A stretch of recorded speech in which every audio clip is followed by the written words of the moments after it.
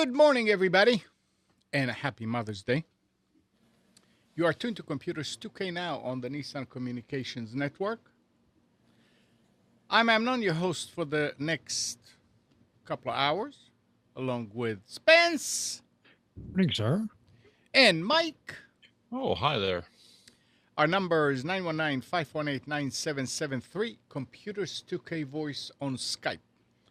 And this morning's show is being brought to you by Adamas.com, makers of quality video recorders and converters for professionals. And broadcast is also made possible by Telestream Wirecast software. And I didn't hear anything from Nick, but I'm guessing he will join us Oh, it's Mother's Day too, so he has later. duties and obligations. Morning, Tim. Morning, Jeff.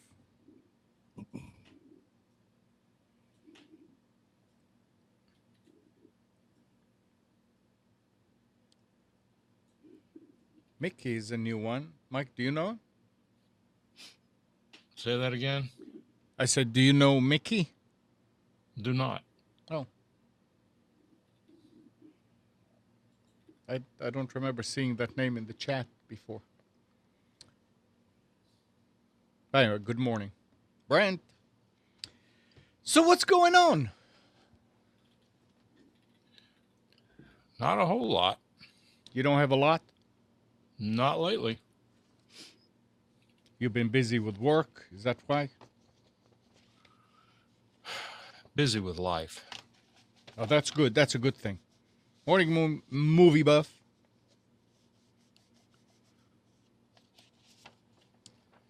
Yeah, it's been pretty busy. Well, you know what's going on, Amnon, with just getting ready for Yep. a wedding next weekend, You have another wedding? and my son. You need my camera? You know, I haven't even talked to him about it. It's a good point. I will ask him what he wants to do. They're getting married at the Museum of Science and Technology in Durham, Mm-hmm. and then having a short reception there, and then having a party at his house. And yeah, you know what? I haven't even thought about that. Thanks for reminding me. I haven't used it since you have. Yeah, that would be great. I have to see what he wants to do. He may have already taken care of it. I don't know. We've been Well- concentrating on getting his house ready. So Yeah, I mean, what I would do if I were you, just because I've been through this several times already, is I would, if I did nothing else, I would take some casual shots, because things can go wrong with the professional photographer. Yep. I had that happen at a wedding, and it turns out that I don't know if they misunderstood me or what, but I was, in fact, it's the one where you helped out, and you were the only photographer there, only video photographer there. And that was just supposed to be an option to play with the camera and to get an idea of how it would work in that environment. And it turns Yeah. out that it's excellent video, and it's the only video they have. When I did my daughter's wedding, we had four cameras. Four cameras? Yeah. So we had your camera set up behind and to the left. I had another camera in the balcony in the back, and we had two GoPros, one on either side. And just the combination of those four videos, and the fact that I mic'd my new son-in-law with his in his coat, in his jacket. It came out great. I had so many options. It was just it was, having learned from the experience helping you. Yeah. Just like And everything else, have backups. And I've got the wireless mic set up here too. In fact, I bought a new battery operated receiver that I have never even taken out of the box. Are you using a new mic now? No. Oh. Wireless mic with the camera. Oh. So, and it looks like they're going to make it illegal to use these in about 4 years. Oh yeah, they're gonna take away the frequencies. So I've got about $1,000 tied up in this one that I guess They'll I better- reimburse you. I really don't see how they're going to be able to find out that somebody's using it unless, I mean, remember the days of the CB and you couldn't use linear amplifier, or I mean, people were using them all over the place.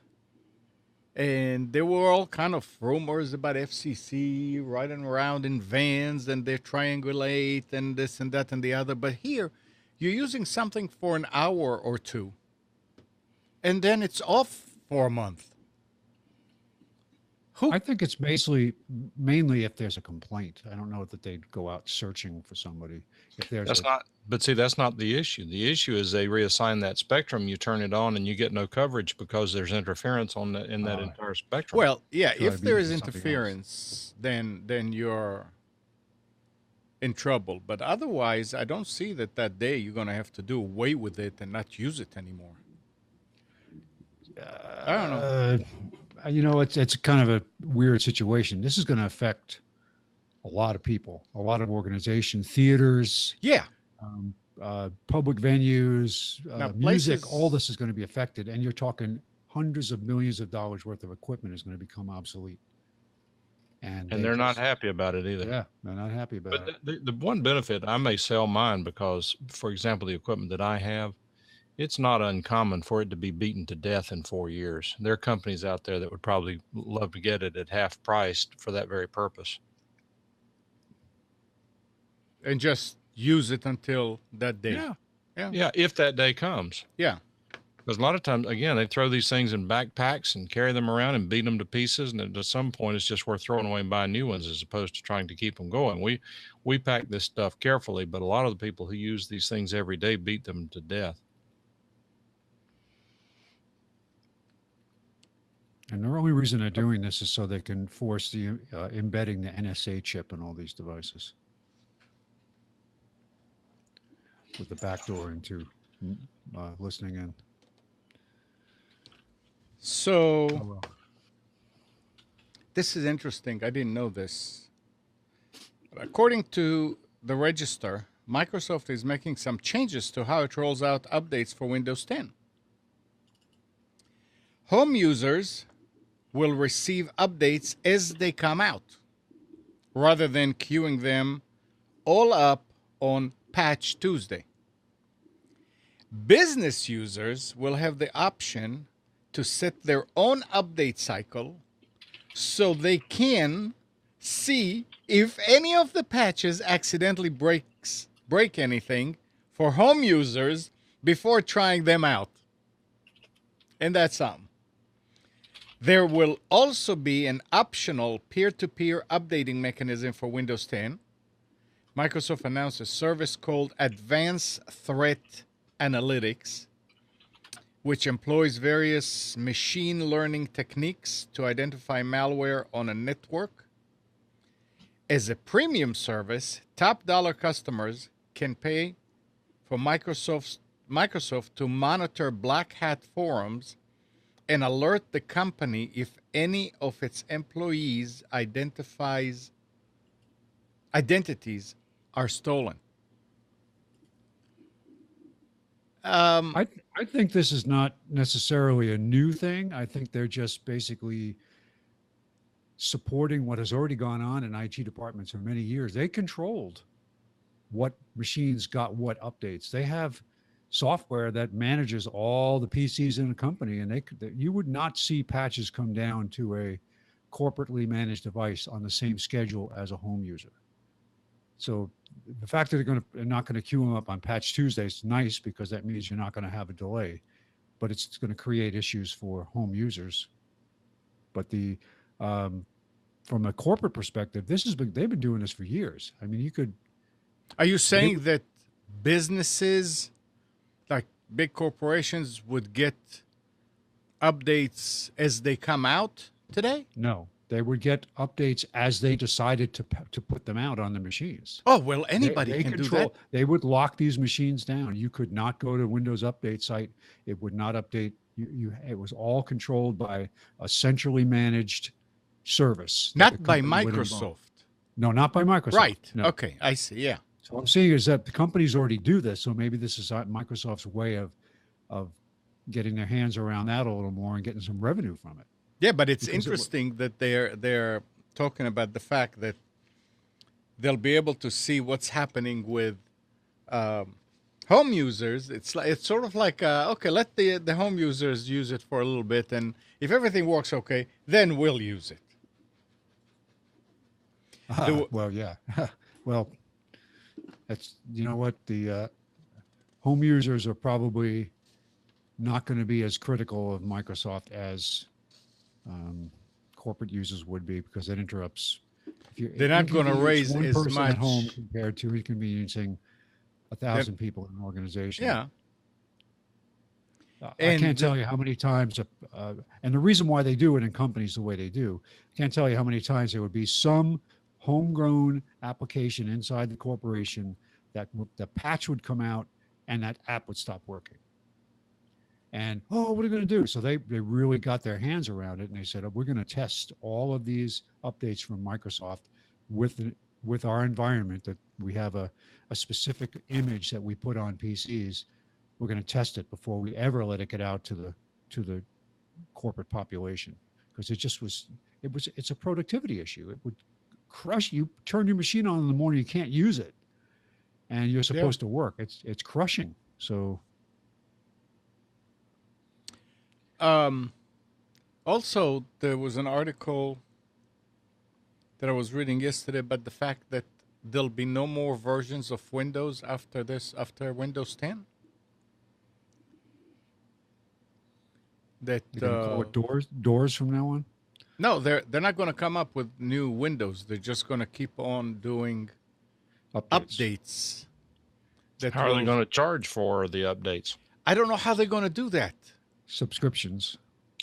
But what they're saying is your updates stop unless you subscribe a certain day. No, they don't. And how can they? I mean, I would imagine maybe if they're going to charge, and they're going to have to charge because that's how they make their money. Maybe for like a service pack that completely changes what's going on, they can do that. But if they stop updates unless you pay, that's I don't think so.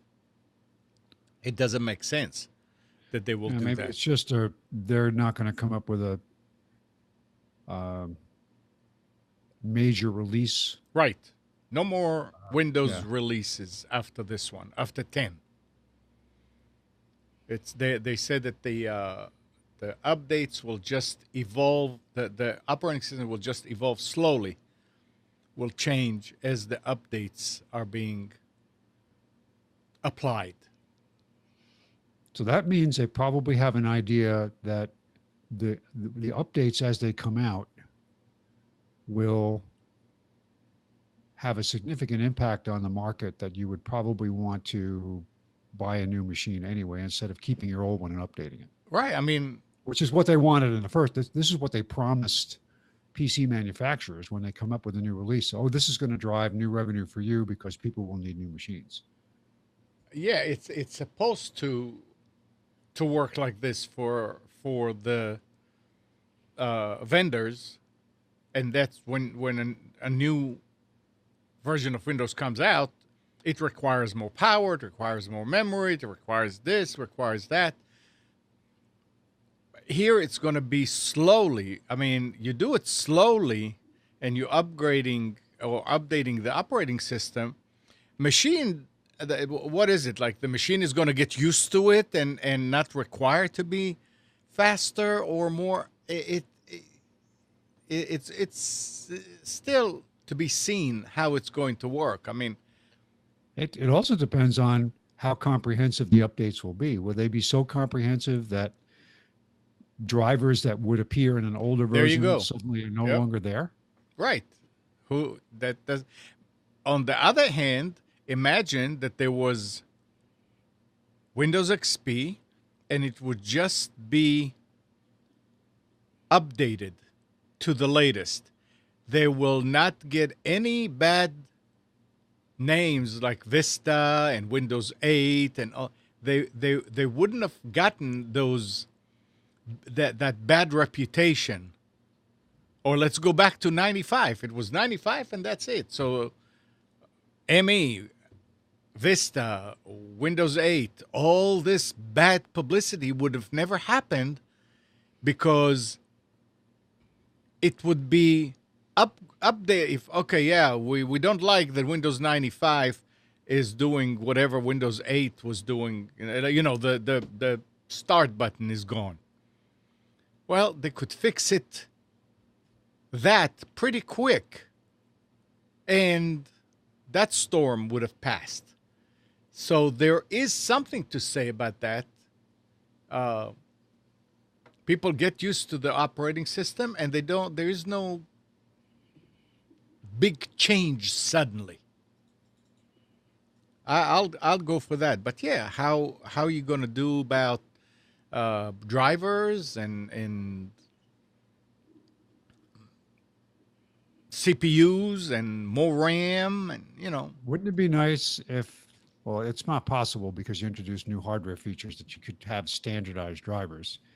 But wouldn't it be something if video manufacturers or chipset makers and other hardware makers could say, well, let's have a standard driver that will work across multiple hardware platforms. And then I'm thinking, well, how would that ever happen?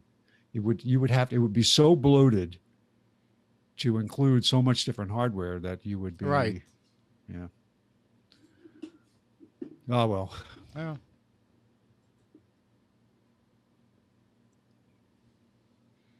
it would. That's all right because they're going to set off a giant electromagnetic pulse in the upper atmosphere, and all these computers aren't going to work anymore anyway, so it doesn't matter. Morning, Andrew.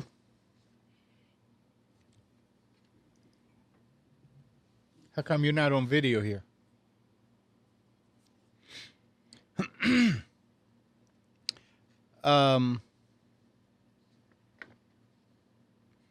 Well, we always said how Mac users are not vulnerable and so forth. And we don't talk about Macs a lot because they just work, right? The interesting article here, and the article went, AV Test ran 10 Mac OS X antivirus applications through its test labs, and 5 of the suites achieved 100% malware detection. That by itself, big deal. The thing that caught my eye is a Mac, and there are 10 and probably more antivirus applications for it. Remember, I mean, at one time, not too long ago, there was Sophos, I think, was the only one. Look at these now. Avast Mac Security, and it's free. Avira for Mac. Bitdefender antivirus for Mac. Kaspersky. Symantec Norton Security. Intel Security. McAfee Internet Security. Intego, Sophos, Webroot, and ClamXAV, which is free. I think Sophos it's is free two too. factors. One is it's a large enough marketplace to make it worth it for them to sell it. Right. And number two is that the realization is out there that, hey, they're not invulnerable and there needs to be, there's a need for it. I've seen more updates come down in the last year than I remember in the last 5 years on my Mac. And some of them have been significant to the point where it's a 700 meg download. Of what? For the operating system. Sometimes it's an app. okay. They have an app store built into the Mac OS. Yeah, you're not talking about antivirus. You're talking about No, I'm not talking about general. I'm talking about the OS itself. Okay. Yeah. So they're patching something. Right. And I don't usually drill down into what it fixes. They'll give you a comprehensive list if you want it, but I've seen more large scale patches in the last year than I've seen ever with Mac. So, well, and some of them, I mean, if you notice significant changes. They add new applications. They change the way the desktop functions. They've Some things I like, some things I don't like. But Well, my, you're not. my You're Mac not. is getting my Mac is getting a little old now, and You're not a true Mac user. no, well, I'm a casual Mac user, but that's my main machine. No, it doesn't matter home. about casual or not. You're not a true, because a true because Mac user will not complain about anything that Apple does. Well, but I do like some of the apps. I do like using Yeah. the Office applications. If you want to create a document, if you want to do, it just makes it very easy. It's got a lot of good templates in it. And I've got Tim's. I have a MacBook. The first aluminum MacBook is late 2009. It's before they actually called it the MacBook Pro. It's essentially the same machine, but I think it's getting old. What's Andrew saying? No such thing. Once a Mac user, always a Mac. Oh no, I hope. I just don't know what I'll replace it with. I'd like to. I mean, I have a couple of iPads and iPod Touch and all that stuff. Tim is iPhone. asking, which Mac do you have? Oh yeah, I told him it was a Oh, I didn't hear. late I guess I was reading. 2009 MacBook aluminum unibody. But I like Apple's approach to viruses and malware. They once they hit one, I just posted a link where there's a guy clearly got hit by one, and the way that they maintain the reputation of Macs not having viruses is they call them something else. Yeah, they deny it. It's not a virus. That's not malware. It may be adware, but it's not malware. Right. Right. Well, But browser redirects and advertisements, that's what we call malware. I mean, it's if you want to compare apples and apples, then no pun intended, you have to do that. Where does most of Apple's revenue come from? I mean, clearly now with the wearable iPhone. devices is where they're going. So iPhones. yeah, so They it's had one quarter where their iPhone business, just their iPhone business, exceeded Microsoft's entire sales. yep. But So- I mean that's a little misleading too, because when you're dealing in hardware, your margins are nowhere near as high as they have the potential for being when you're selling software. It was Tim said a time to update to a new one so you can run both Windows and OS X on it. But it's interesting. I read how the new Windows phone that's coming out, Windows Mobile, will actually let you run both Android and iOS apps.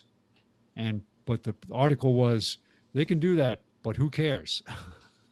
Well, it's the same thing about you can run Windows on a Mac. Well, that's the dumbest thing I've ever heard. Why would you do that? If you don't like Windows operating system, go to Mac. And once you're on Mac, leave it alone. Well, I know the couple of people that I support are accountants, and they use it because there are applications that they run or software that they support that has to run in a Windows environment. Then they're So bought the wrong computer. I know they're by parallels, so and they're at the point now where they realize that because it's just trying to support this and dealing with printer drivers and pass through and all this other stuff with parallels. It's a great program.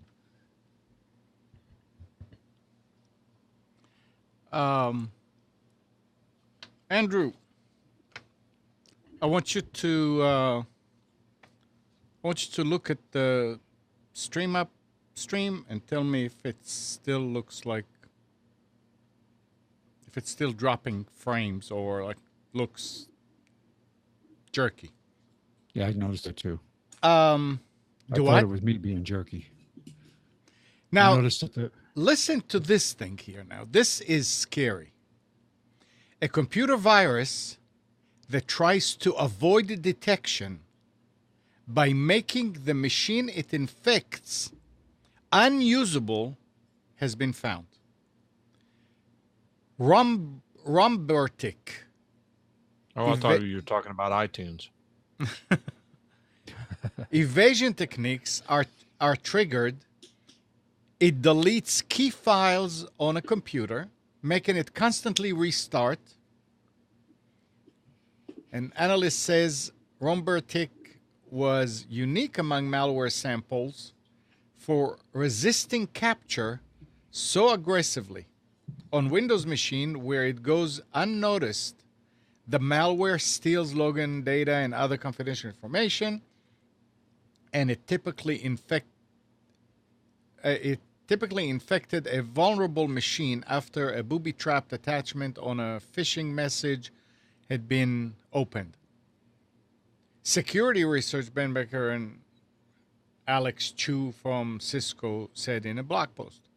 Some of the messages Robertic travels with pose as business inquiry letters from Microsoft. The malware indiscriminately stole data entered by victims on any website. The research and got even nastier when it spotted someone was trying to understand how it worked. Rombertic is unique in that it effectively attempts to destroy the computer if it detects certain attributes associated with malware analysis. So if you start running Malwarebytes, for instance, before it catches the virus or any antivirus program, and it sees that such a program started, it deletes key files on the computer, so the computer cannot continue to operate, and it restarts. This is nasty. That means you have a virus. You can't run an antivirus now because you are guaranteed to destroy the machine. So we're getting to the point where if you have a virus, you're going to have to put the drive aside, get another drive, install an antivirus on it, and then run it on that second drive, which is not the OS drive at this point. That's the only way that I can see that we'll be able to detect it. Diabolical. I mean,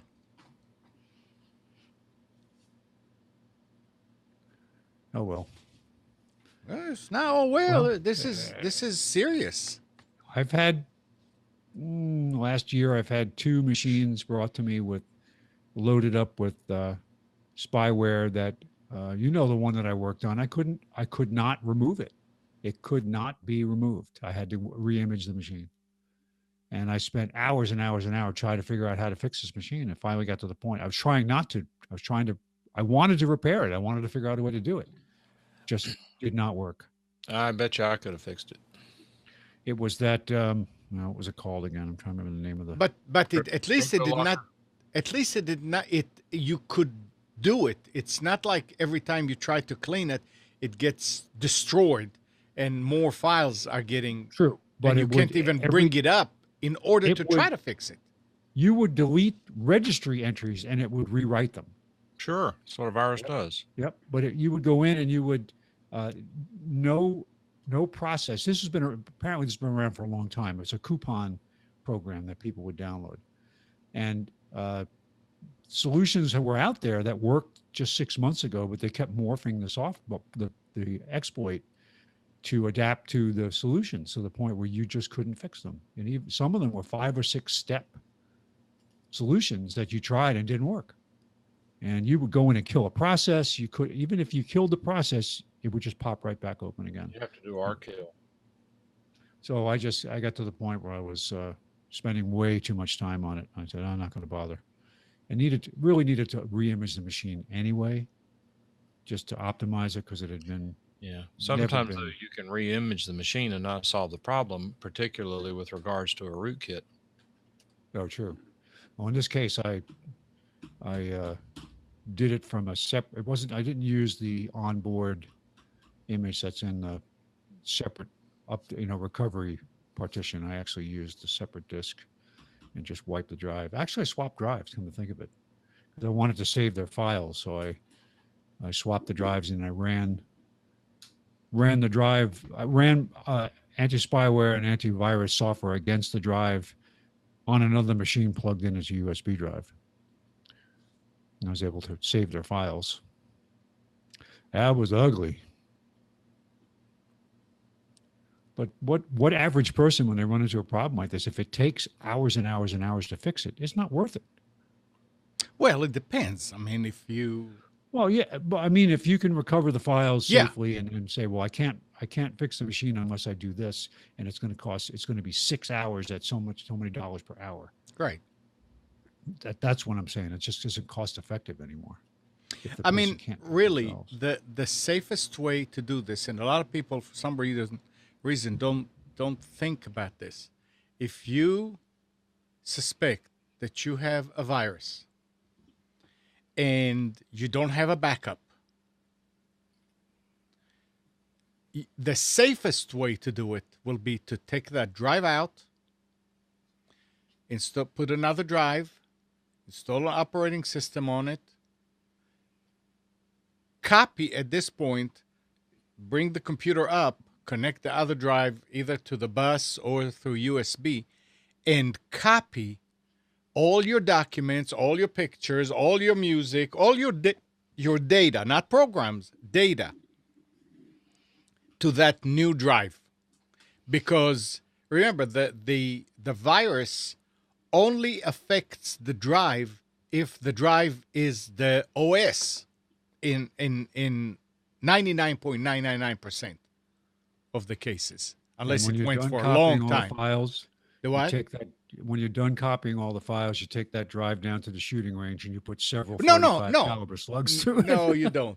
Now, at that point when you backed up everything that you need, I mean, this is under ideal situations.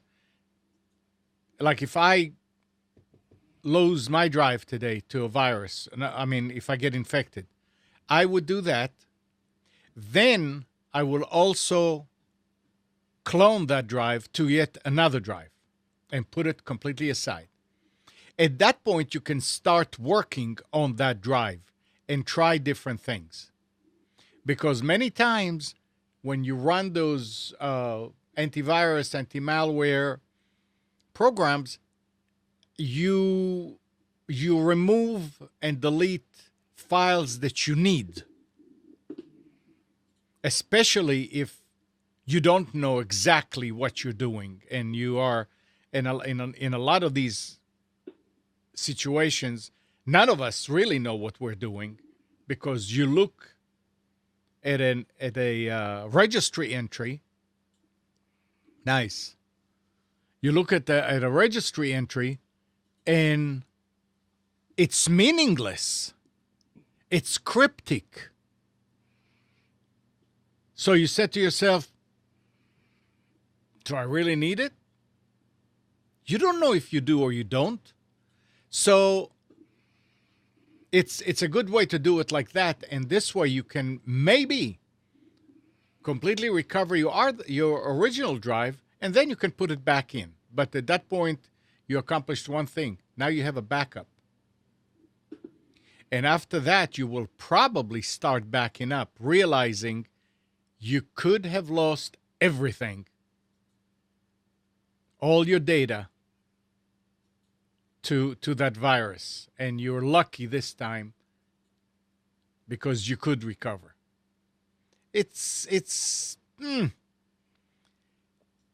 I say it again and again. I mean, you see some people that get infected. You look at them and you feel for them. But sometimes there's nothing you can do. They let it go for way too long.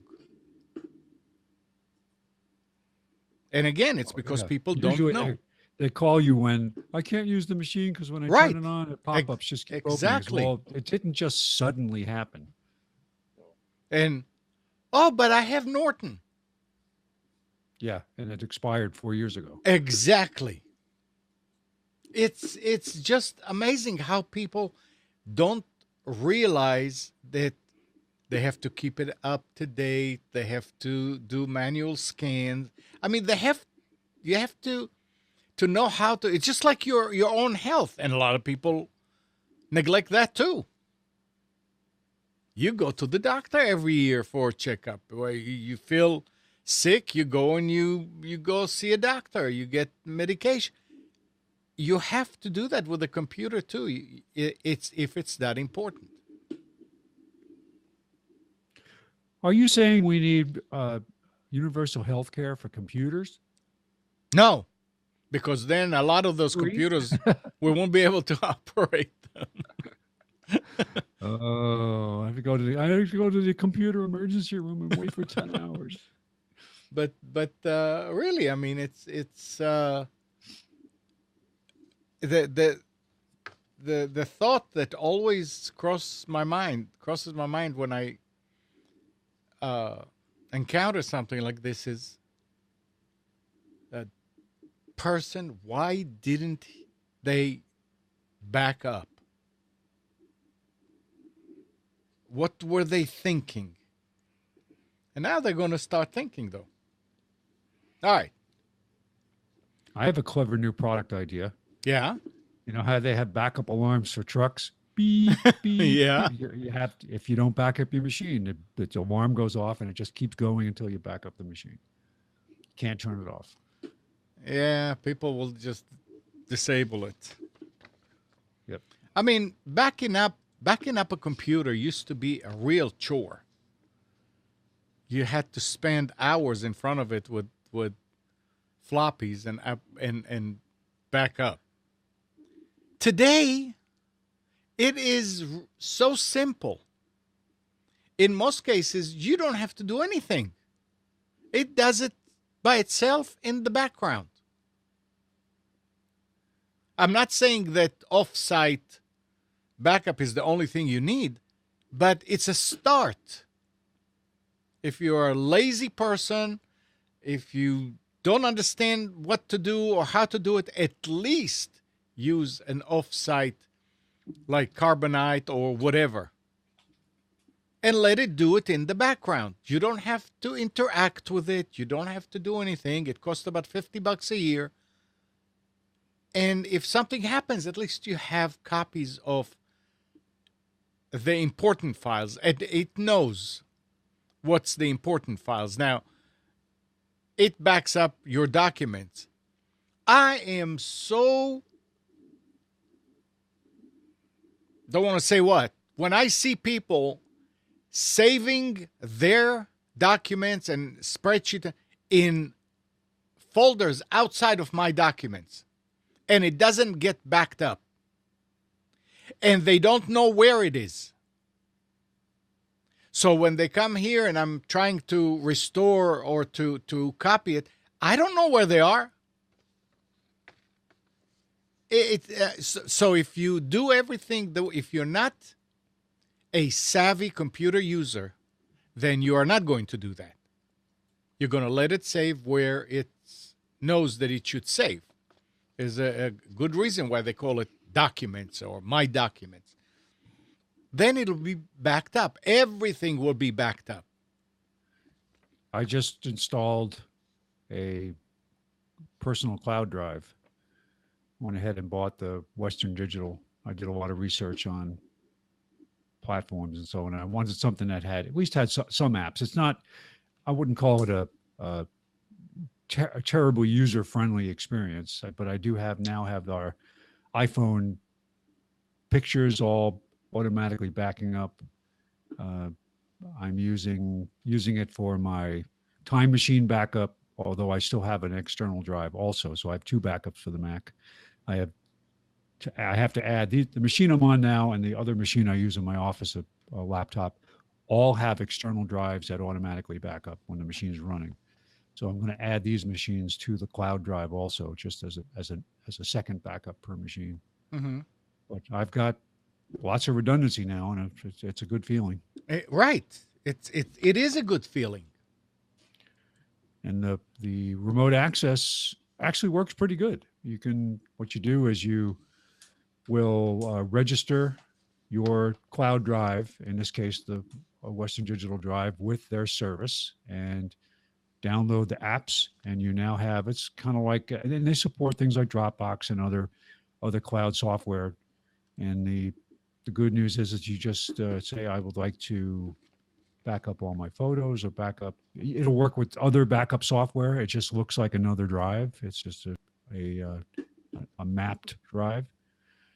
Or you can use their software to select what you want to back up.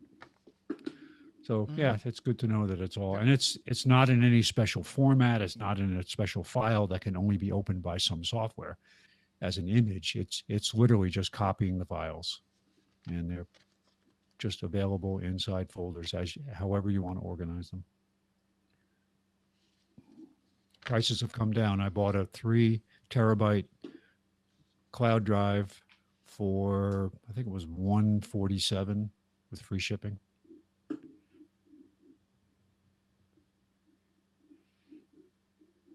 So when you're saying cloud drive, well, they call it a cloud drive. Right. I mean, it's just capitalizing on the term, but it means that you set this thing up at home, you put it on your home network, and then you register this device with Western Digital, and with their application, with their cloud application on your PC, on your smartphone, on your Mac, you can access that from anywhere. So if you get on the internet somewhere, wherever you are, whether it's on a broadband with a phone or Wi-Fi or whatever, you can access those folders and files from anywhere. So whether, of course, it's faster when you're home because you're on the same network, but you can be anywhere. I could be taking pictures on vacation and backing them up, stop somewhere that has Wi-Fi, or I can enable it to use the broadband connection. You got to watch out because that gets capped. So it sits on your network like a NAS. Yes, but it has remote access software that lets you back up from literally anywhere where there's a connection. I mean, I was backing up our phones before, but I was using iTunes to back them up. Just plug it in, say, please back up, and it would, and that's really the best way, because if you lost your phone and you backed up your phone using iTunes and backed up all your transferred all your purchases over, if your phone was lost or your phone was destroyed, you could plug in a new phone and it would restore that last backup, everything to your phone, and make it work. So which is nice.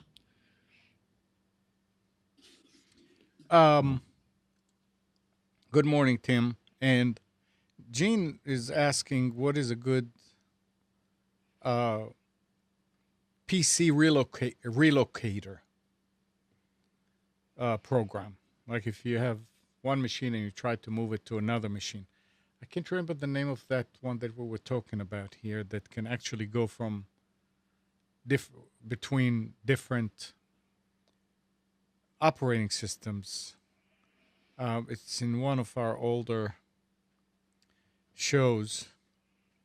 If anybody remembers, I mean, it was a free program that a cloning program, and it can also go between operands. So if you have XP, you can clone it, and then you can. That doesn't make sense. What I just said. No, how would you move an XP program over to Windows 7? Yeah, I don't remember what it was, but it was something. Turned on. Oh, different hardware. I'm sorry, not different operating system. Okay. Different So hardware it was. Yeah. Yeah, that would be useful just from a driver perspective. Gene, we really need to know what you're trying to do. Are you taking? So this is really just cloning, what he's saying. Yeah, moving it's applications cloning. Yeah, so Gene, that's the issue, is the drivers.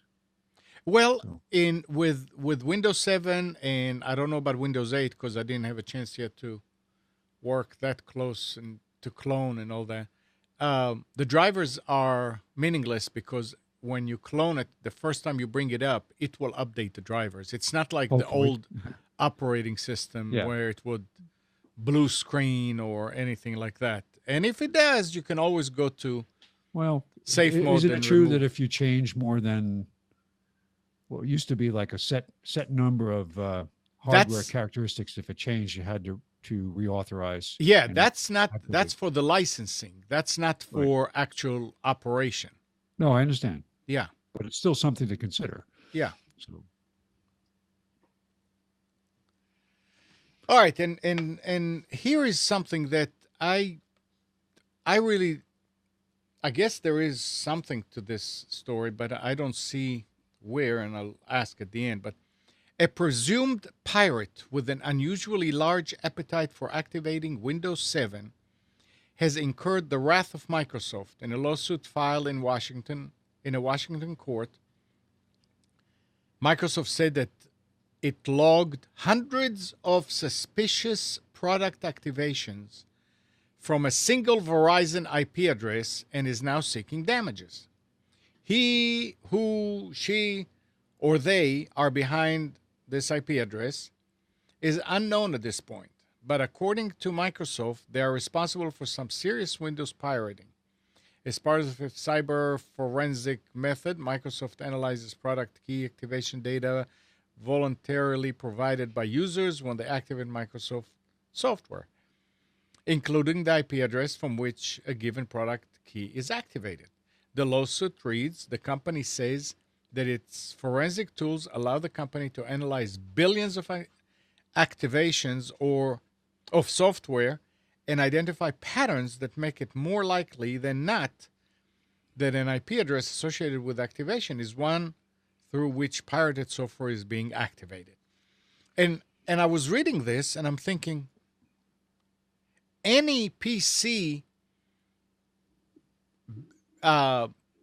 retailer, that customizer can fit this. I activated many a Windows operating system when somebody buys a computer and I install the software, the operating system, and they come to pick it up. I always wait until the customer is here so they can do it. But it's all coming from my IP address. Now, I don't know that I did hundreds or thousands. Probably did, but not on the same IP again. But any situation where you buy a custom built PC and a customer is coming over to pick it up and you activate it for them, because a lot of them don't know what they're doing, can fall into this. What do you think, Mike? I'm sorry, I was distracted. What is the question? What's the big deal about a large number of Windows operating system being activated from the same IP address? And in really, unlikely. What? It's a way of detecting pirates. It's unlikely that one person at one IP address would need to activate that many versions. Unless you're a dealer. Well, then in which case they'd check it out. If he's a dealer, then he would be off the hook. Yeah. What if it's a residential IP? I don't know that would matter some. They can differentiate those, and I don't they know. have a right to protect themselves. Mine is a residential. Well, it's just interesting that. So how many have you activated in the last 6 months? Not many. Right. But still, I mean, it's something to think about if you are trying to build a business on the side and you're doing it from home. Geez. Well, I had a situation with TeamViewer where they flagged my TeamViewer account and shut it down because they said I was using it for commercial purposes. Right. I wasn't, and I don't. And I appealed it, and they turned it back on. Oh. That's nice. I don't use it for commercial purposes. I don't charge people to help them with stuff. But they just have a certain profile they follow, and when you cross over a certain threshold, that they automatically shut you down. And TeamViewer is an interesting concept. I mean, even though I don't use it for commercial purposes, if the price were a little more geared towards the small user like me, I would pay them something to use it. But their subscription is very expensive for the minimum level. Very, very. And again, I mean, I thought Windows has something built in for it Built in for what? to do the same thing. Well, they can block a product key. No, I mean, there was something Windows desktop services, something like that. You don't need an external program like TeamViewer in order to connect from one machine to the other. Oh, you can use remote desktop Yeah, protocol, that's it. but that requires port forwarding, which you cannot do behind a lot of routers. And certainly you don't want to have to go in and re-engineer a network to be able to do remote desktop. The second problem is that when you connect with RDP, it blacks the screen on the host computer. If you're trying to walk through something and help somebody find something and so forth, then you can't sit there and both of you operate the computer at the same time with RDP. Oh. Well, I use RDP a lot, and it works really well. It's quicker and more responsive than and less resource intensive than TeamViewer, but you can't use it in every circumstance. And also, I mean, if you use RDP with a computer, then somebody's got to give you their computer password, and unless they know how to go in and turn it off and all sorts, then they leave themselves wide open to you coming into their computer. mm-hmm. Whereas with TeamViewer, they can give you a one-time password. So, are there any other programs like Oh, tons of them. LogMeIn. that's a lot of money too? by Yeah, the way. there's actually something built into Google Chrome that allows you to do the same thing. And the other side has to have Google Chrome too. I don't recall. Yeah. But there are tons of those. I mean, once the technology, once, who was it that used to one of the first companies to provide that service? I forget which one it was, but we used to use them quite Something often. copy. Something copy. I don't know. Oh, I don't recall sheesh. which one it was.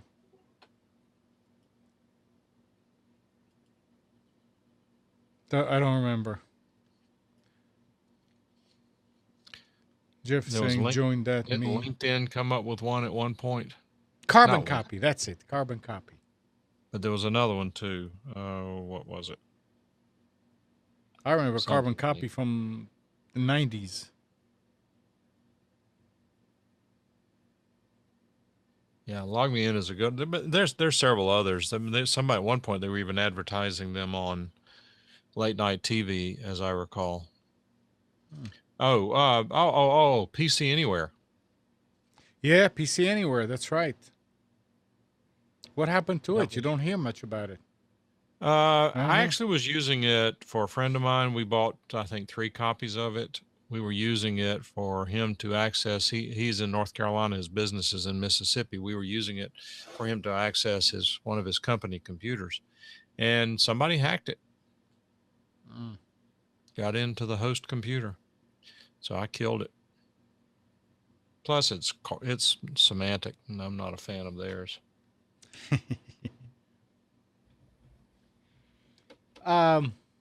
Here's another interesting story here.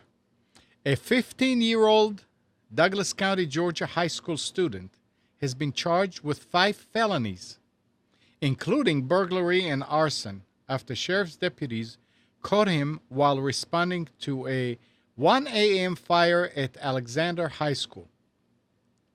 The boy admitted to investigators that he set fire to a computer after trying unsuccessfully to hack into the school computer system to change his grade on a failed test. I mean, look how far that guy got. It's very bad. It's very sad and tragic. He could have very easily come to one of his counselors and ask for help, said Lieutenant Glenn Daniel with the Douglas County Sheriff Department. From what we can tell, the student was mad and frustrated because he could not hack into the system. Lieutenant Daniel said the charges could land the young man in prison for 7 years. The computer lab was cleaned up and reopened in time for start of that day's classes. And I was, oh, look at that. And I would say, good for that school system for having a good password there. Of course, unless the student was really, really stupid and didn't know anything about hacking into a system and tried to do it anyway. But here is something they couldn't get in. All right, let's see. Who do we have online? It's Gene. How are you this morning? Hey, Gene. What's up? What I was asking is this. I've got, I got a Windows 7 machine, which is my main desktop. And I'm going to get a new Lenovo. And I have an old piece of software called PC Relocator, which got the disk and it's got a USB cable to the cable one machine to the other, and then it'll move the applications and data. But it's quite old, and I was just wondering whether there's anything better. As an example, if somebody came into you and you built them a new machine, and they brought their old one in, and you wanted to and you're going to put a new operating system on the new one, like 8.1, and the old one was under 7. How would you move? And they took both CPUs here. What do you use to move the applications and data? I don't know that you can. I don't know that you Yeah. Go ahead, Mike. There's a program that supposedly works. We're old school, Gene. I would never trust it. If I were to use it multiple times and find that it worked, then I probably would learn to trust it. But the only one I'm aware of that seems to be highly recommended is one called Laplink, LAPLINK, at laplink.com. Yeah, I've heard of that. Okay. That would actually move an application so it can work under another operating system? Possibly. You'd have to read the specifications, because think about it, Amnon. The problem with moving programs is the registry, right? That's correct. All right. So if double clicking an icon on the desktop causes Windows to go into the registry to start the program to get the essential information, then this program just emulates that same issue, goes and finds what registry keys are used, and it transfers all of those over as well. Whether that works between operating systems and all, again, I'm not recommending this. I have no idea. In fact, Gene can try and let us know if it works, but I have heard that this does work. Yeah, I might give it a try, because the other approach, of course, is you got to reinstall all the applications you want, and then move your data over manually. And is that what you do, Adnan? The data, you install the programs, and then you move the data. Right. That will, data is operating system independent. That's right. But also, how would you take stuff from XP, for instance, to Windows 7 when now you have, in most cases, program files and program files x86? It really needs to be a smart program to know, is this a 32-bit or is this 64-bit? Do we put it here or do we put it there? Folders can be named something else. How would it know to move it there? I don't know.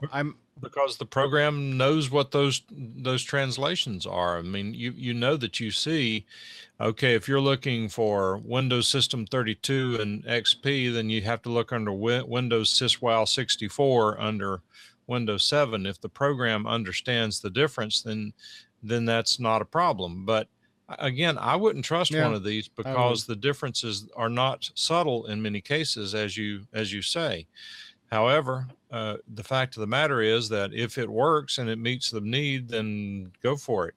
The software that Laplink has that accomplishes this purpose is called PC Mover. But Gene, getting back to your question, if a lot of times whenever you try to move something, or whenever you even ghost and go to new, try to cut this short, sometimes it's just better to start all over.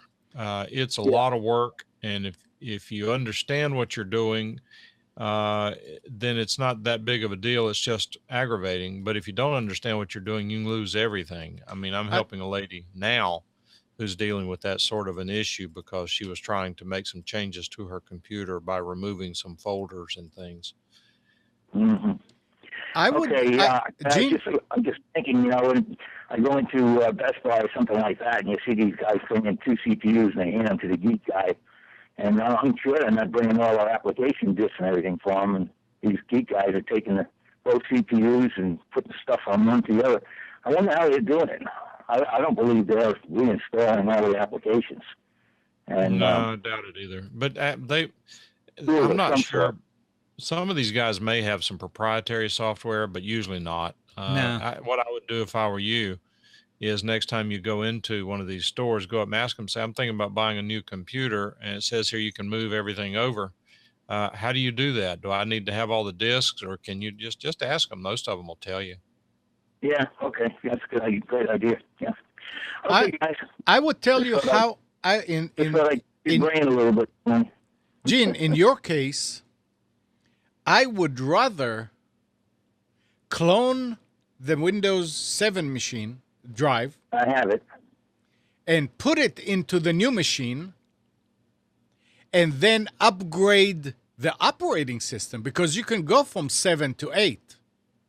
I would rather do that than try to take the drive and relocate it from 7 to 8. And it's supposed to, the Lenovo is coming with 8.1 installed on it. The what? The new machine's going to have 8.1 installed. Yeah, and his license key may not allow I'm buying a Lenovo and 8.1 is in it. Oh, okay. I don't. That's a good. I would just move everything over. I mean, Yeah. One of the reasons, Gene, that it's a good idea to do that is because what I have to force myself to do, and I'm very slow to do it as well, but one of the things that I have to force myself to do is I will keep the original computer up and going probably for a long time, and I just move over things as I need them. What I find out after a while is that there are applications on the old computer that I really don't use anymore. Right. Well, that's a good point, Mike. Yeah, that's a good point. Yeah, and I'm sure that's true in my case. Okay, well, look, thanks a lot for the ideas. I'm going to mess around and I'll let you know what I do. Okay. Good. I love your dog, Mike. I think he looks a little better than you this morning. That's the way it works. Thanks. All right. Take Bye-bye. care. Yeah, I mean, I'm still jumping up to the Windows XP machine every now and then to get a file or something that I need.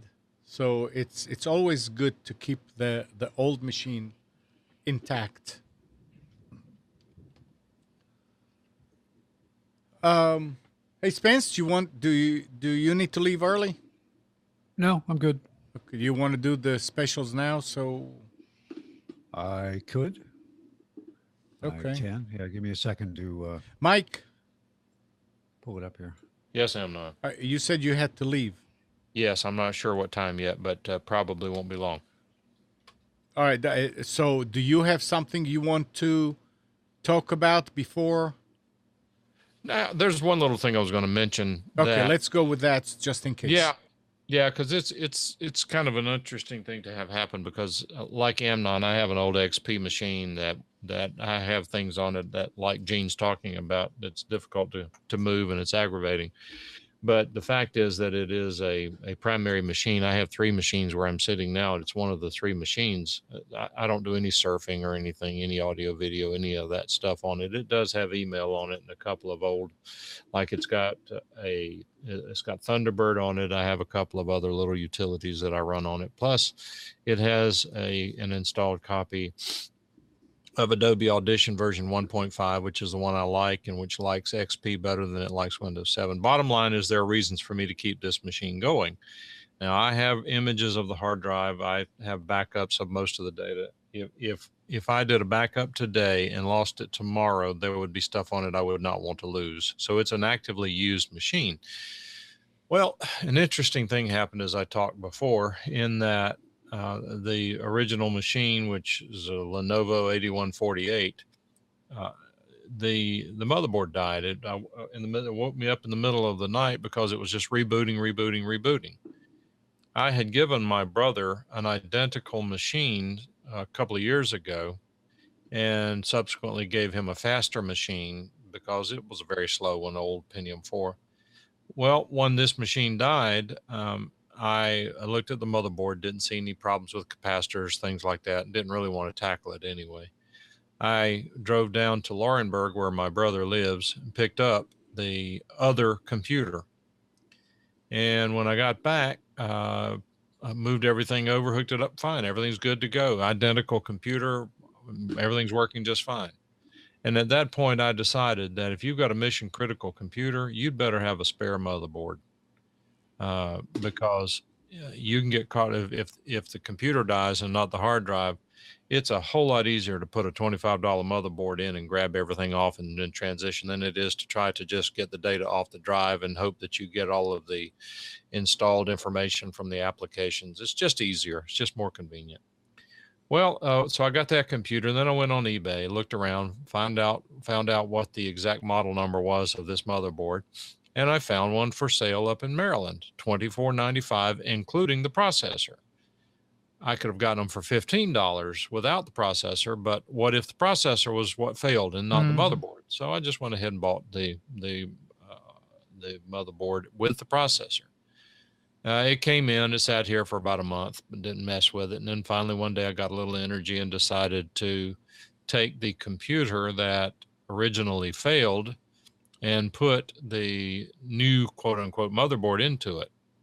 Well, I took the old motherboard out, put the new motherboard, started to put the new one in, noticed that it had a broken capacitor on the motherboard.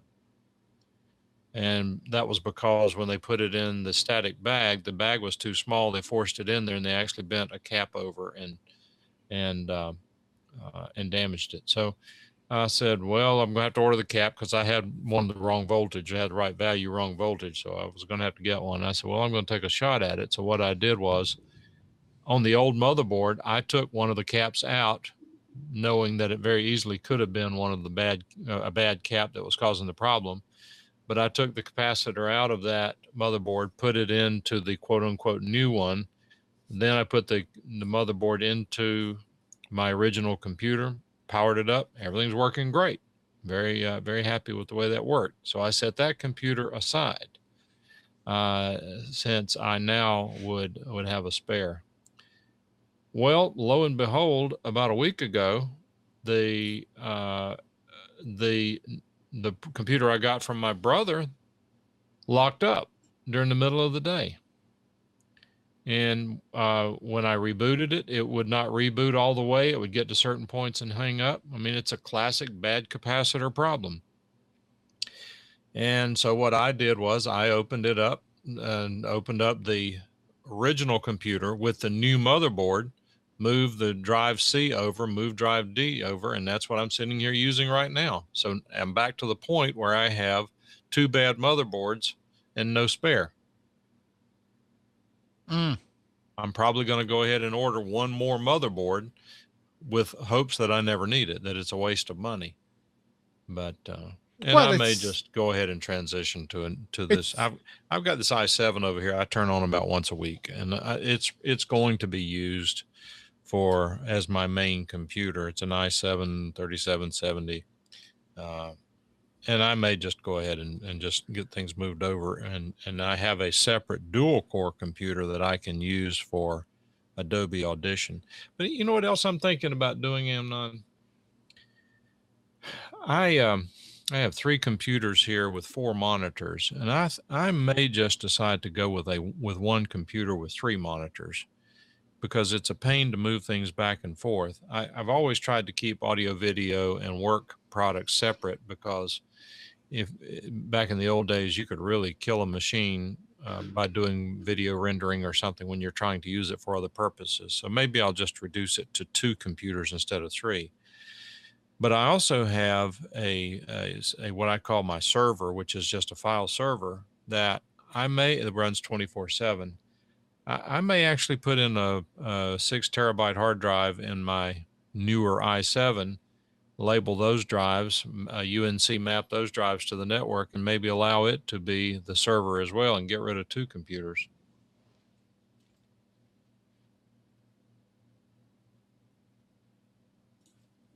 Mike, Yes. your what is the system board? The old Lenovo, is that a Pentium 4? Yeah. Is that the same one that you got for me? No. No. Okay. No, yours. I retired that machine. Yeah, it's possible that if I threw the hard drive in it, it could be made to boot. But the one that I got you was probably an 8307. This was an 8148. It's a different chipset. Okay. Because you're welcome to it if you want it. Well, I appreciate that. Actually, what Spencer's talking about is there for a while when Pentium 4s were still really good computers, and this was probably either just before or just after dual cores came out. I was buying these things for cheap, and I was able to get them reconditioned and with a warranty for cheap. And so I have a lot of family and friends that I bought them for and sold them to them, and which was not a good idea, because then I had to maintain them, and when you don't make any money on it, it's kind of tough to do. But I bet I sold 50 of them. Yeah. Oh, they were good, reliable machines. The price was right. Yeah. I had that running Windows Home Server and backup, and it just would sit there and crank away. It was one of the lowest power consumption machines I had. Yeah. For it to sit there and run, I think it was running about 35 watts. Yep. Yeah, this one that I'm working now, it's a good machine. And as far as just doing email on it, you can't tell the difference between it as a Pentium 4 and the i7 running email. You can't tell any difference. Right. Because the time delays and the issues are really accessing the mail server, doing the handshakes, downloading through whatever bandwidth you have and all that. It works fine for that. But the fact of the matter is, it is a very dated machine. And I don't really fault it for failing 2 motherboards in a 30-day period of time, because they're both about the same age. And they are probably, if I went in and replaced all the caps on the board, I bet you it would work another 10 years. But the problem with replacing capacitors on the motherboard is that all of these motherboards now, any motherboard worth working on, uses lead-free solder, which has a melt temperature of about 800 degrees Fahrenheit. What you have to do there's some tricks to it. What you have to do is flow some lead-based solder onto it to lower the temperature, or else your soldering iron won't even heat up the solder well enough to remove the capacitor leg without damaging the motherboard. And in fact, when I found a bad capacitor on the original one that failed, I believe I found the reason it failed. It was a bad capacitor in the power supply. And even though I'm good at working on those things, I damaged the motherboard taking it out. Now I did some probing. I believe that I can put a cap back in there and make it work, because I know where those points attach on the motherboard. But unfortunately, the copper trace on one side was just so small when I heated it up to get the solder out of the hole, it lost the pad. All right. So, Spence, you want to do the specials? I can. They're already there, so you can just go for it. All right. We have the Computers 2K Now weekly specials for May 10th, 2015, and we'll start with Office Depot Office Max. Interestingly enough, they have gone to, and I don't know if this is permanent, a 2-week ad. So I went in last night looking to find the preview of today's ad, and there was none. So after searching through the actual ad, I found it said this ad is good from whatever the week ago was through till next Saturday. So did someone cover the specials last week while I was gone? Nope. Okay, so this is not going to be a potential rehash of information. So this will be new information. Okay, starting Office Depot Office Max. They've got recently HP has lowered the prices on their Envy Envy printers, and I have one of these. This is a higher end one I'm going to talk about for a second here. It's HP Envy 7640. It's $149.99. It's $50 off the regular price. The difference between the one I have, which is the 5660, is that mine does not have a document feeder, whereas this one does. This is also a fax machine. I just already had 2 fax machines. I didn't need another one. And I really was looking for just a good, reliable color inkjet printer. I won't use it very often. Pretty simple supplies, something that would, oops, sorry, turn my camera off. Didn't mean to do that. The inexpensive supplies and just reliable. But I'll mention the other one when we get to it. We've got an Epson Expression XP820 wireless printer, scanner, copier, inkjet, $129.99. That's 70 off the regular price. Got $30 off a Canon MG3250 Pixma photo printer, wireless printer, copier, scanner, $49.99. Neat scanners are on sale. Neat desktop scanner and filing system for PC and Mac, $349.99, save $50. Neat Receipts portable scanner and digital filing system for PC and Mac for $129.99, save $50. I'm still amazed as prices of monitors come down. 24-inch Samsung monitor for $149.99, save $50. They've got always a high-rated favorite, inexpensive tablet. This Apex tablet always has decent reviews. It's $49.99. It's $40 off their regular price. 7-inch display, 8 gig of memory. Comes with Android KitKat. Just if you need a cheap tablet, I mean, this is the way to go. If you use it for a year and it doesn't work anymore, so you recycle it. There's no big deal. Right. Just cost effective. Got an HP Pavilion 17-inch laptop with 6 gig of memory, 1 terabyte hard drive, and it's got a AMD A8 quad-core processor for $429.99. That's $200 off the regular price. AMD A10 desktop from HP, 12 gig of memory, 2 terabyte hard drive, $579.99, save $120. They've got a deal on a HP AMD A8 touchscreen laptop. This is a 15.6-inch machine for $629.99, save $30. Talking about backups, Western Digital Ultra 2 terabyte portable hard drive for $99.99, save $40. 1 terabyte for $69.99, save $20. And they've got Western Digital MyBook desktop USB hard drives, 3 terabytes for $119.99, save $10. 4 terabytes for $139.99, save $30. 6 terabytes for, oh, it's expensive, $249.99, save $30. I'd wait a while. Even the 4 terabyte, I think I'd wait a while for this technology to smooth out. And finally, a Canon Image Class monochrome laser printer scanner fax machine copier for $124.99. That's $75 off the regular price. All of that is at Office Depot, Office Max.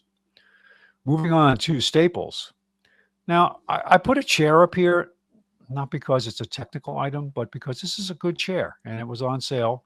It's only Sunday, Monday this week, today and tomorrow. It's normally $179 and they've got it for $99 today. Good, comfortable. It's a knockoff of an Aero chair. It's got an Aero back to it with a regular seat pad, but just a good chair. So $99, $80 off the regular price. Do something for your butt, right? Yeah. Toshiba laptop Core i3. This is a 17.3-inch machine. $379.99. That's $220 off the regular price. It's 6 gig of memory, 500 gig hard drive. Cheap USB thumb drives, USB 2.0 thumb drives, 16 gig for $699, 32 gig for $1299. Good prices. HP OfficeJet Pro 8610, $129.99, save $70. We've got the Seagate versions of these portable backup drives. 1 terabyte for $69.99, 2 terabytes for $99. Also, the Seagate version of the desktop drive. Now, this is a really good price for a 4 terabyte drive, $139.99. 5 terabytes for $149, $10 more, $149.99. Seagate 3 terabyte cloud hard drive for $169.99. I mentioned earlier how I paid just a little bit under $150 for the Western Digital 3 terabyte cloud drive, and that was on Amazon. So here's the printer that I have, the HP Envy 5660. I originally paid $119 for it, so the price has dropped an additional $20. $99.99, save $50. Samsung Express Mono Laser Printer, $99.99. It says a special limited time. I don't know why this is so cheap. It's a printer, scanner, fax copier. $99.99, save $200 off the regular price. And Amnon, were you aware that Netgear has come out with a new line of dual band wireless routers? Apparently, everything they were advertising with these Nighthawks were $189, $179, just way out there price wise that I would never spend money on. What are the bands? Well, it's 2 gigahertz, 2.4 gigahertz, and 5 gigahertz dual band. Okay. And it's called AC is the standard. And they have just like you had would have N300, N600. Oh, I see it now, yeah. You would have wider bandwidth to give you more potential throughput. This is an AC 1200, which is, I think about it's a lot of bandwidth, but it offers you dual bands so that you can use the 5 gigahertz because it's just not as popular as it used to be for business. It's actually becoming popular now for consumers. Get off of the 2.4 gigahertz spectrum because it's so unbelievably crowded with users. Mm-hmm. So, but $89.99, $10 off for it's not $10 off, $10 prepaid Visa card. But the R6100 Wi-Fi router with dual band for $89.99 from Netgear. Logitech illuminated keyboard, $59.99, save $20. They've got this is a deal, Toshiba laptop with Core i7.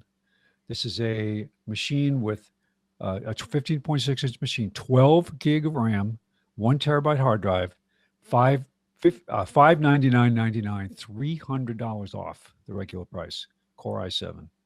If you need a screamer of a machine and it has to be portable, this is a one to take a look at. SanDisk, SD cards and micro SD cards. We've got a 16 gig for $17.99, 32 gig for $29.99, 64 gig for $59.99, and the micro version is of 64 gig for $53.99. These are all, I think can't read it exactly. I think it's called Class 10. So they're high speed, good for capturing video. Lenovo desktop. This is also a 15.6-inch machine with a Core i7. Has a little bit less memory, as 8 gig as opposed to the 12 on the Toshiba, but same hard drive size, 1 terabyte. Core i7, $599.99, save $150. Got a special on AOC 24-inch widescreen LED monitor. This is delivery only, so you have to order this. 24-inch monitor for $129.99, save $50. Got a Brother MFC J870 DW. This is a wireless inkjet printer, scanner, fax copier, and it has automatic duplex built in. $99.99, save $50. And finally, we've got a Dell touchscreen laptop. This is an AMD A6 15.6-inch, 8 gig of memory, 1 terabyte hard drive for $399.99, save $150. That is at Staples. And moving on to Best Buy. Now, this is a hell of a deal. This is it's one of these limited time, limited offers, while supply lasts deals, in-store only. I think it's in-store only. A Lenovo, good brand, 15.6-inch laptop. This is an AMD A8, a true quad-core processor, a 6 gig of memory, 500 gig hard drive, $299. Amnon, $299. Yeah, yeah. That's amazing. I actually thought about, I had to sit here last night when I saw this going, Do I get it or don't I get it? Can I justify another machine?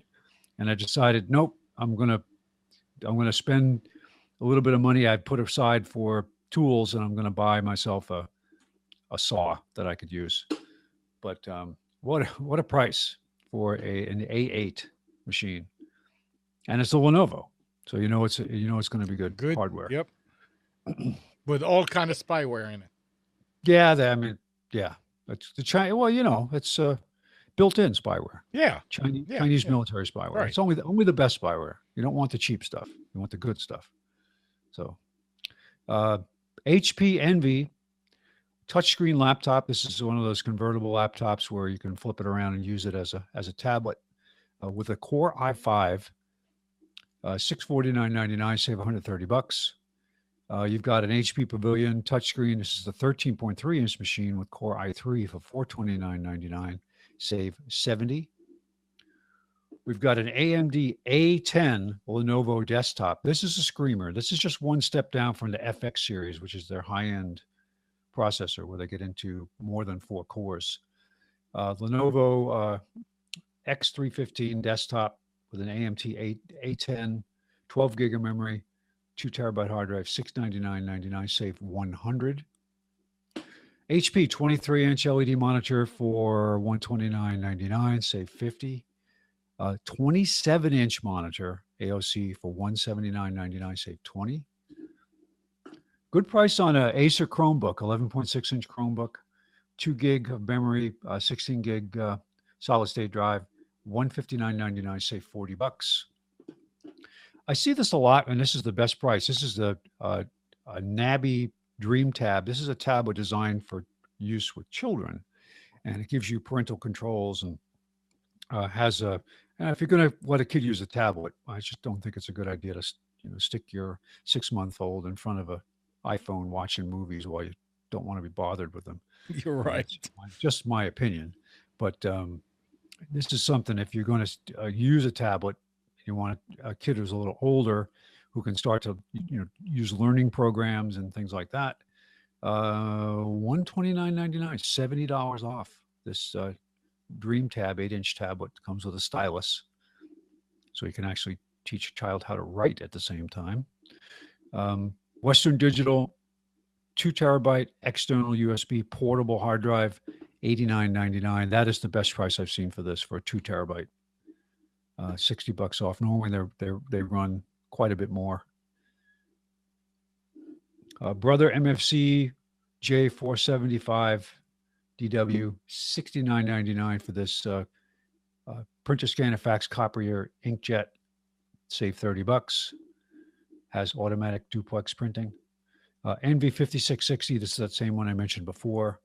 The one that I have, $99.99, save $50. This is an interesting device, and I know some people are going to like this, and I'm sorry I didn't get to mention this before Mike left. Logitech wireless Bluetooth speaker adapter. Now, what this does is it gives you 2 RCA outputs, so you can plug in to your stereo. So if you have an existing stereo that has been around for a while that you would like to tether your Bluetooth audio device to, your phone, your tablet, whatever your Bluetooth source is, this is an adapter that will let you plug that into the stereo input of your sound system. So older devices is a way to adapt them. $29.99, save $10. The only criticism that I found when I looked at the reviews of this was that there's no way to rename the devices, so that you can't have more than one within Bluetooth range. So if you have a couple in a house, it wouldn't be a problem for me. But if you do have more than one, they have to be out of range of each other for the pairing to work properly, because they'll have the same device name from a Bluetooth perspective. But $29.99. You mean 2 on 2 different like say you devices? You have a Bluetooth, a phone that you want to use to stream Right. Pandora. You're gonna pair to that this adapter. Yeah. But it's going to say Logitech device. Right. If you plug another one in and it's too close by, it's going to have the same name, Bluetooth name. Okay. So the person is saying that there's an issue with that as far as the saving the configurations. I'm not sure if that. I know that Bluetooth has an individual MAC address, so it's got a different physical identifier. So why that would be an issue, I don't know. But that was what I saw. Wrap it in aluminum foil. That's all. Yeah, that's all. Anyway, Yeah, ground it. Just drive a stake through it to ground it, so it'll be no problem. But interesting device. I mean, here, think about you've got that big investment in a stereo system that's been around for a while, and you don't want to go out and buy some new entertainment system because you love your old. If you're a purist, it's tubes, and you want to take and without having to go through a physical cable, you'd like to pair a Bluetooth device. Cheap way to do it, and it's on Logitech, so you know it's going to be a good device. Logitech MK550 wireless wave keyboard and mouse combo, $54.99. That's $25 off. This is one of their high-end multimedia, super programmable keyboards. Epson Workforce DS30 sheet feed scanner, $89.99. Save $60. Very handy. It's an automatic duplex, but very handy if you want to scan in large batches of photos, old photos, because this will take them, pull the picture in and register it, and then feed it through. And if you use something like what was the photo organization software we used to use all the time, Amnon? I still have it on one machine. I don't know. The only one I can think of is that. Oh shoot, the free one. Yeah, I'll think of it. I'll think of it. It keeps me getting updated. It's a great program because it supports batch scanning, where you can say start with this file name or this file number and advance one for each time you save a file. And it's on the tip of my tongue. I'll think of it. I can't remember. But the point is that if you want to do like I have done in the past, I got a box of old photographs. I'm talking old black and whites from the 1930s and 40s, things like that I've got family pictures that I want to scan and I want to damage them. It's just a big deal to take and put them on the glass, close the cut. This way you just stick it in there, draws it in on the rollers. You click scan, it goes through, and it automatically saves the file in a folder of your choice. Just good stuff. And finally, this is for you. I put this up there specifically for you. A simulated rock outdoor speakers. So you can put them out there, and you'll never know that it's a speaker. I mean, it looks to me more like a piece of a tree trunk that a big a hole drilled in it. Yeah. It's. I've seen these before, and some of them are pretty clever. Some of them doesn't say wireless though. These are not wireless. They're wired. It's $74.99. Save $25. Rocks, you just put them on your mantle, right? So, isn't that guy cool? He's got rocks on his mantle inside. Not meant for indoor use. So, unless you're desperate. Yeah. Well, that's it. All right. Thank you. Good info. Good information. I'm been toying with the idea, and I'm trying to think of a way that I can do this that isn't going to take a lot of time, because I already spend an hour to hour and a half preparing this, because it's just going through, and it can be tedious at times, and you have to make a judgment on what you want to include and all that. Right. I was trying to think of, would it be possible to go out and find some interesting new product to talk about each week? And I've been toying with that idea, and I just haven't figured out a way to do it without spending a lot of time on it. I just lately have not. I think it will take longer to do that. It will, because you've got to do research and read reviews and be able to be prepared to talk about it. I mean, some of these things, when I see them, I will go and look at the reviews and look at the product information and drill down into it, because I just want to know. But to do that, I mean, occasionally you'll see some new consumer device, and usually it's picked up by, at least from the three companies that we cover, Best Buy is the one more likely to come up with a new nifty piece of consumer electronics or computer peripheral or something like that, where these other places are more oriented towards office, although they do sell cameras and things like that too. But I mean, I tried to go to Fry's Electronics, because I used to love those stores, to go in them. They're just absolutely insane. IrfanView, that's the software. IrfanView, yeah. IrfanView. But I love Fry's, and they always have some really interesting stuff. And I just went to their webpage and I was like, this isn't going to work. It's just too hard, too much time. Someday when I finally retire and I have all this time on my hands, right? Ha ha. Ha ha. Yeah. All right. So here's another interesting thing. The internet is taking over television.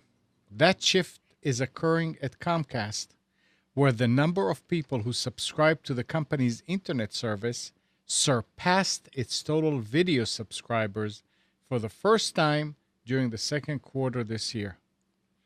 Announced in an earnings call on Monday, the development signals a major turning point in the technological evolution sweeping across the media business, as the internet becomes the gateway for information and entertainment.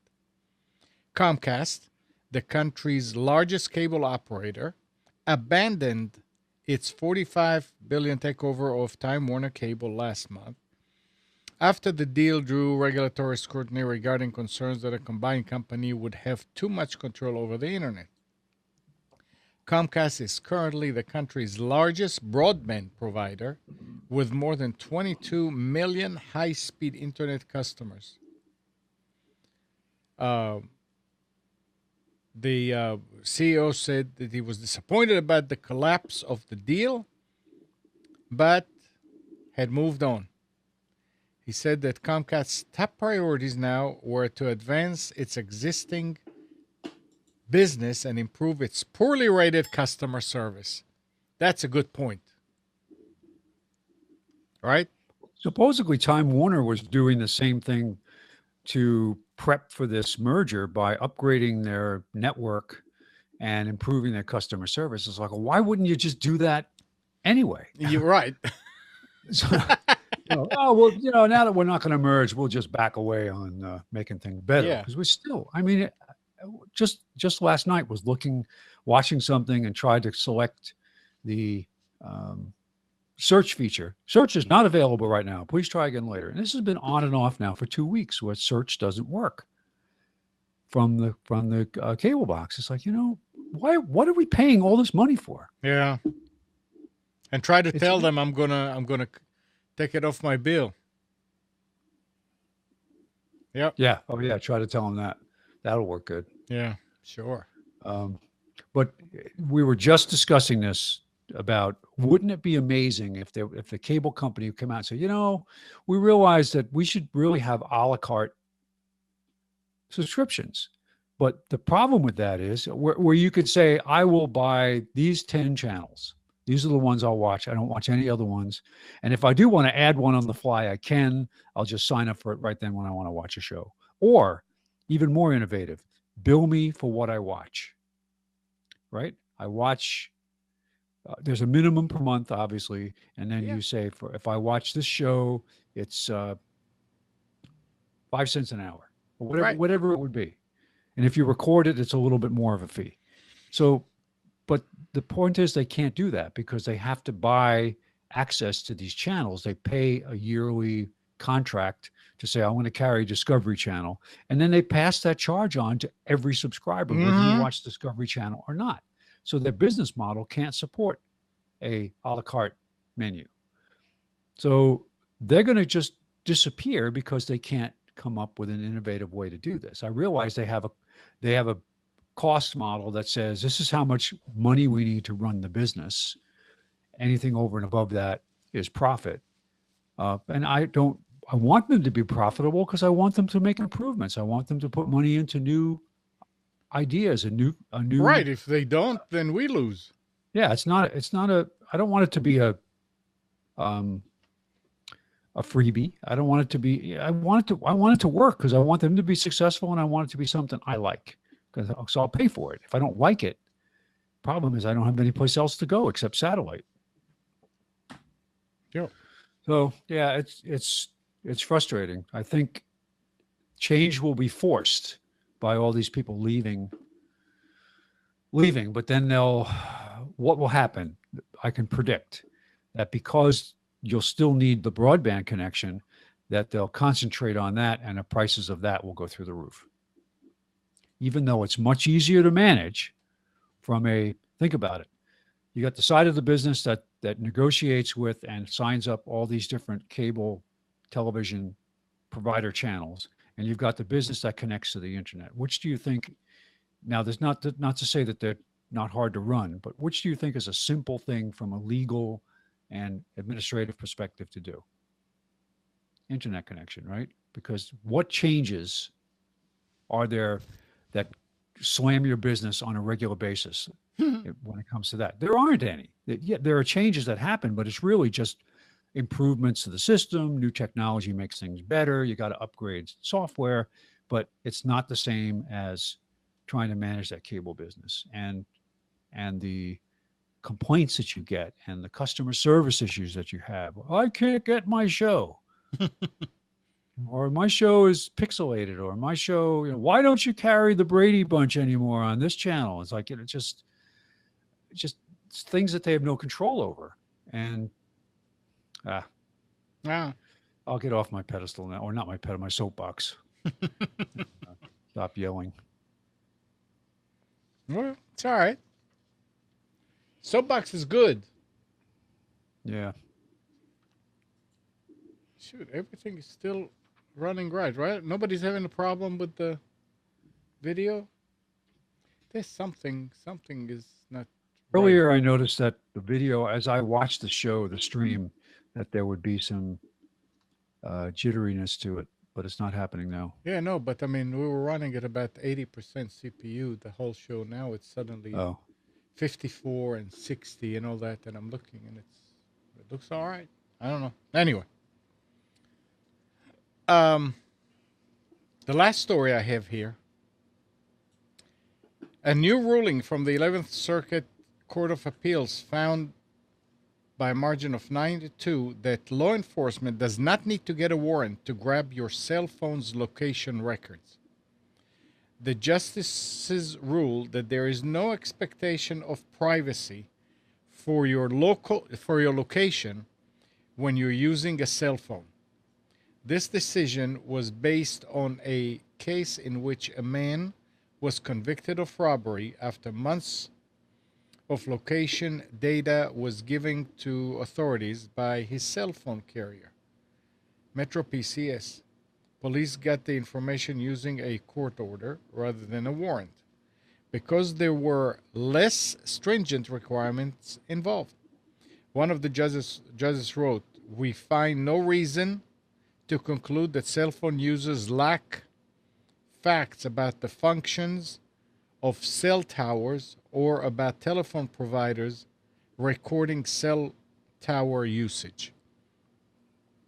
I don't know that thing about that there is no expectation when you're using a cell phone. Is there expectation of privacy when you use a landline or voice over IP? I would say yes. I would say yes. I mean, traditionally, the only way anybody could eavesdrop on your conversation is if they had a warrant. And right. With the FISA court, the only reason they can do a kind of a blanket warrant for a specific individual because they suspect there are some, but the warrantless stuff is I have a problem with. Yeah, but they can still, they don't get the actual call. They just get the location here. No, I understand, but I'm still saying that I guess with a landline, they know what your location is. Oh yeah, because it's hardwired. Yeah.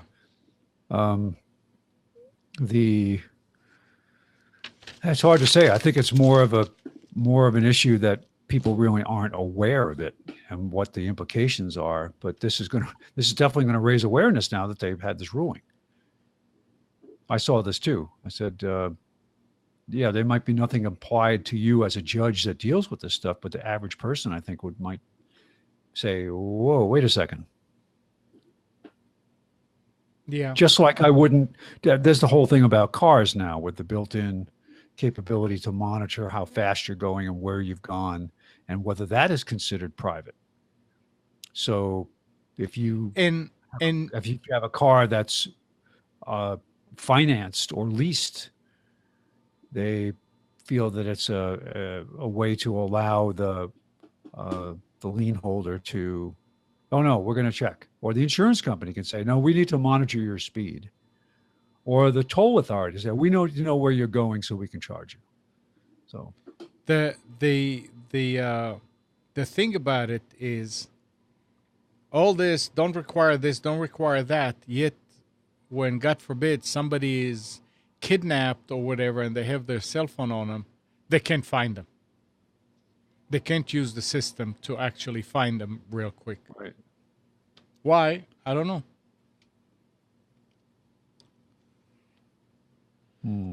Yup. All right. Well, looks like the chat died. What died? The chat. Oh, it did. So Oh, it there's stopped? nothing. Yeah. Oh, just Like, nothing no, I happening, mean, there's yeah. nothing going on. Yeah. Well, it is Mother's Day. We had a Yeah. better showing than I expected, considering. So No, it was. I mean, for Mother's Day, it's. I still don't have any good way of getting people to log into the chat. Don't know why. People just don't want to do it. Only the hardcores here in the chat. hardcores. Yeah. Well, Yeah, you gotta be used to something like that. So I guess. All right. Anything else? Yeah, No, Tim, we not see really. you. I think we should put a link up here. This is interesting. I was just doodling around here Okay. on news sites, and I'll put this up in the chat so everybody can peruse this about what's happening in California with the drought. And they have aerial photographs of all these celebrities' homes where they're ignoring the water restrictions, and they have these lush green lawns where they shouldn't. Oh well. Yeah. Holy crap, some of these places where people live are incredible. You remember, this is just a quick aside here. A number of years ago, there was a lawsuit brought forward by Barbara Streisand because there was a man who was making a photographic record of the coastline of California for environmental reasons. He was wanting to show the changes over time and track things and look for illegal activity on the coastline. And it was being done for the right reasons. He was using a helicopter and literally just taking photographs. She sued the guy because she said her lawn furniture was visible in the photograph. And it's like, well, I didn't think that you had like this right to have this bubble over your open air property to say that people can't look at it. From that, the fact that he published it in a book, it wasn't like he published her picture. It just happened that her picture was part of a greater collection of pictures that were, her house wasn't even identified. It just happened to show it. Well, she was all up in a snit because somebody took a picture of my house. Well, guess what? There's no implied privacy unless you want to erect a camouflage tent over your house. Just pretty funny. These people live in a bubble. Yeah. Tim Barber was asking if we ever going to broadcast on Meerkat or Periscope. I've heard about these, but I'm not sure I know exactly what they are, and I know they're for mobile, but I'm wondering if we can actually broadcast on that. I'll take a look at that. If it's free. Yeah. Oh, I'm sure it is. But I don't know that you can do it with the software that we're using. If it's made, it may be to broadcast from a from a phone or from a portable device to Right. portable devices. Um, Tim, are you asking that because you want to be able to watch it on your portable device? Most use iPads or iPhones. Yes. Because supposedly, if you go to the Daily Motion link, you can watch it on a mobile device. But I think it's still Flash, so I don't know that. I know no, an iPad will do it. I don't know about an iPhone. Yeah, I'll check it out. Yeah, it says it's Meerkat and Periscope are both live streaming video apps with link to a user's Twitter account to broadcast and watch video. Are currently only available. This was as of March. Currently only available for iOS users. But apparently you can live broadcast anybody who watches your Twitter feed. Yeah, but I mean, would they let you broadcast 2 hours, or it's just for short I don't know. bursts? It's interesting to find out. Yeah, we'll find out. Periscope saves your broadcast no matter how brief for 24 hours, where Meerkat users have given the option to save streams to their phones, although they cannot browse a collated list of recent broadcasts. So it's limited. But that doesn't mean that it wouldn't be valuable if people just it would probably be best used live, unless you could take a recorded content and feed it to the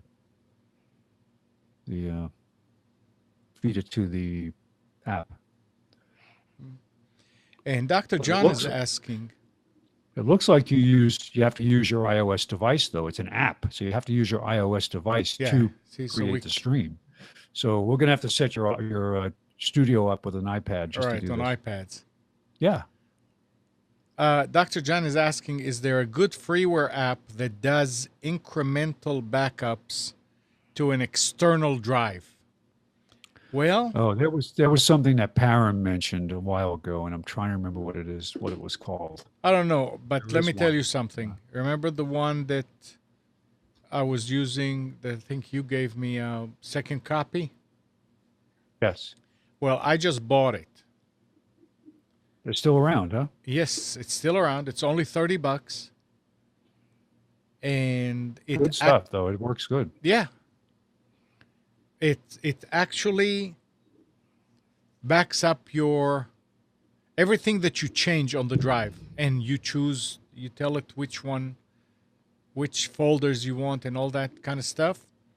And then if you open the file to update it,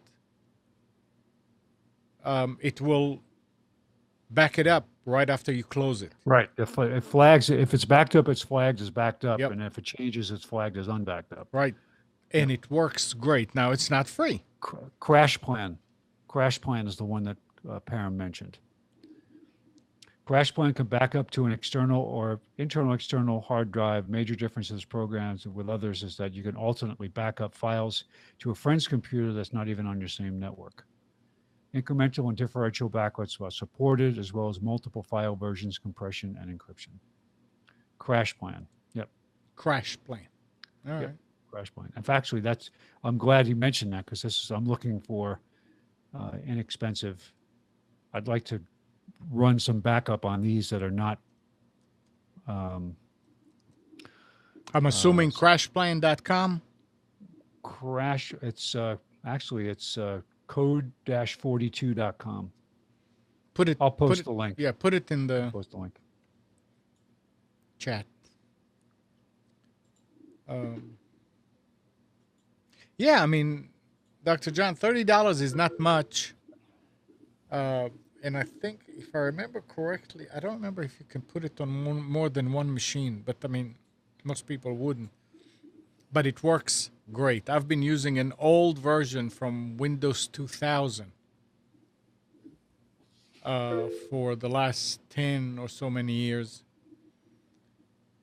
And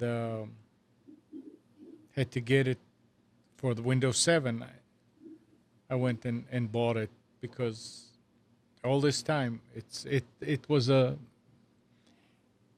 very nice program to have. Many times you can go over to the other drive where you back it up to. If it wasn't something that you already screwed up, you can get a copy of it. So CrashPlan, by the way, also offers a cloud service which you have to pay for. It's a 30-day free trial for that, but you can back up. Their idea is triple destination protection. So you back up to an external hard drive, their cloud, and another PC. Okay. But apparently you can use the external hard drive or other PC for free. So. All right. Here we go. Here we go. That's it, guys. Again, happy Mother's Day to everybody and everybody's family and everybody's wife, mother. Good morning, Kathy, Hannah, Nabil, Mac, Norm, Katie, and Donna. Thank you, everybody, for tuning to Computers 2K Now. We hope you enjoyed and maybe learned something from our time together.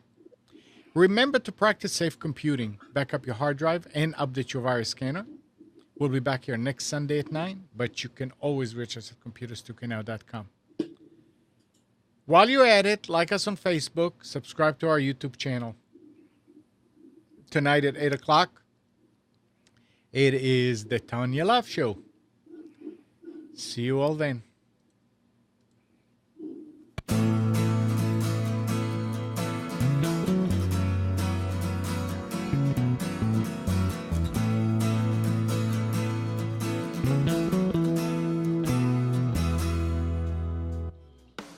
You are tuned to the Nissan Communications Network. Our weekly lineup of call-in programs includes Computers 2K Now with Amnon Nissan, Health In with Debbie Bruck, Breaking Free with Marilyn Shannon, Lessons of Vietnam with NCVVI members, The Tanya Love Show, Your Healthy Pet with Gisela DiCarlo. And if you tuned in too late, you can always watch each program in its entirety or download an MP3 audio file of it at www.nissancommunications.com. Sponsored by Atomus.com, makers of quality video recorders and converters for professionals, CarolinaApparel.com, and DeltaForce.net.